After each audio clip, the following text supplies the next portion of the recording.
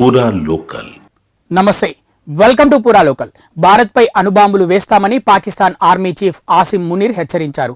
America గడ్డపై నుంచి భారత్కు హెచ్చరికలు జారీ చేశారు.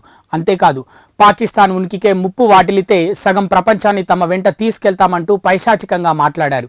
2 రోజుల క్రితం జరిగిన అమెరికా సెంట్రల్ కమాండ్ మైకేల్ కురిల్లా పదవి విరమణ, ఆయన స్థానంలో అడ్మిరల్ బ్రాడ్ కూపర్ పదవి బాధ్యతల స్వీకరణ కార్యక్రమంలో మునీర్ పాల్గొన్నారు.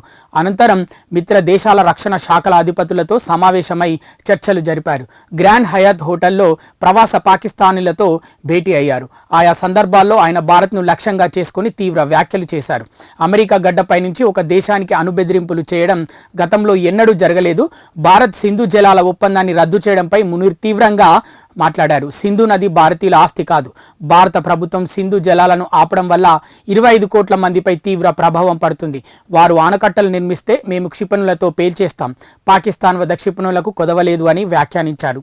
పాకిస్తాన్ ఉనికికి ముప్పు ఏర్పడితే భారత్పై అణుబాంబులు వేసేందుకు వెనుకాడబోమని, తాము మునిగిపోతూ సగం ప్రపంచాన్ని తమతో తీసుకెళ్తామని చెప్పారు. నిజానికి ఈ కార్యక్రమాల్లో ఆహుతులు ఫోన్లను వెంట తీసుకెళ్లడానికి అనుమతులు లేవు. దాంతో ఆయా కార్యక్రమాల్లో పాల్గొన్న వారిని ఉటంకిస్తూ ద ప్రింట్ ఇచ్చిన కథనంతో మునీర్ వ్యాఖ్యలు వెలుగులోకి వచ్చాయి. తమతో యుద్ధంలో భారత్ ఎంతో నష్టపోయిందని మునీర్ ఎద్దేవా చేశారు. స్పోర్ట్స్ మ్యాన్ స్పిరిట్తో భారత్ తనకు జరిగిన నష్టాలను బహిర్గతం చేయాలని డిమాండ్ చేశారు. భారత్ను అధునాతన మెర్సిడెస్గా పేర్కొంటూ ఫెరీరలా హైవేపై దూసుకెళ్తుందన్నారు. అదే సమయంలో పాకిస్తాన్ను డంపు ట్రక్గా పేర్కొంటూ 2 ఢీకొంటే నష్టం ఎవరికో గుర్తించాలన్నారు. ఇవి ఇప్పటివరకు నా అప్డేట్స్. మరిన్ని అప్డేట్స్ కోసం చూస్తూనే ఉండండి పూరా local, your choice for local voice.